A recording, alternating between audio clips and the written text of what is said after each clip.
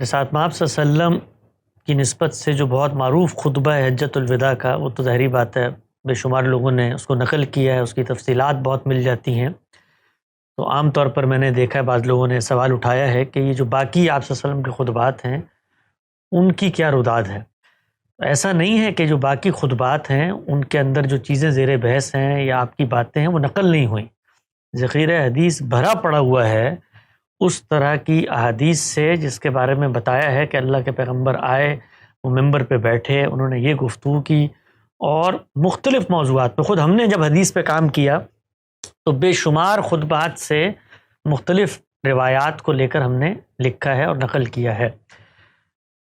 فرق صرف یہ واقع ہوتا ہے کہ حجۃ الوداع چونکہ ایک معروف ایونٹ کا خطبہ ہے تو وہ نام سے موسوم ہو گیا، پتہ چل گیا کہ کب ہوا تھا۔ یہ باقی جو جتنی بھی خطبات ہیں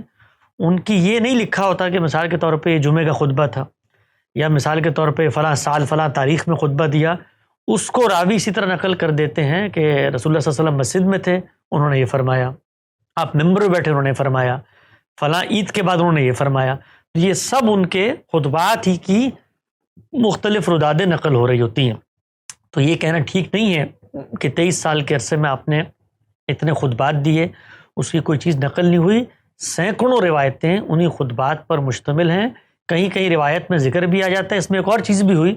وہ یہ کہ ہمارے ہاں جب حدیث کو موضوعاتی ترتیب سے مرتب مدون کیا گیا تو اس میں سے وہ جو بات تھی وہ لے لی گئی۔ اور یہ بھی ہوتا ہے ہمارے ہاں اکثر آپ نے دیکھا ہوگا کہ ایک ہی بات ہے، یعنی ایک ہی موقع کی بات ہے، اس میں دو چیزیں زیر بحث ہیں، تو وہ حدیث کے ابواب میں دو جگہوں پہ چلی جائیں گی، تو وہ دوسری جگہ پہ یہ چیز ہی حذف ہو جائے گی کہ اس کے پس منظر میں وہ خطبہ موجود تھا یا کس موقع پہ آپ نے بات کی، تو اس سے بھی لوگوں کو غلط فہمی ہو جاتی ہے۔ تو بہت سارے خطبات ہیں جن کا کانٹینٹ نقل ہوا ہے۔